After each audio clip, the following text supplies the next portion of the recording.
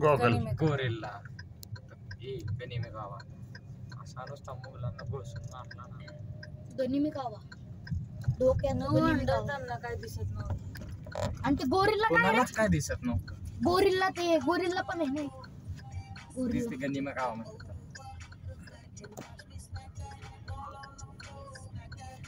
मला कोणालाच काय दिसत नव्हतं. रडले कोणाच ठाऊक. आधीच त्यांना सगळे जंगल पाठ करून घेतली दुपारी संध्याकाळी हल्ले. दुश्मनला असं दाखवायचं कमजोर पडलंय.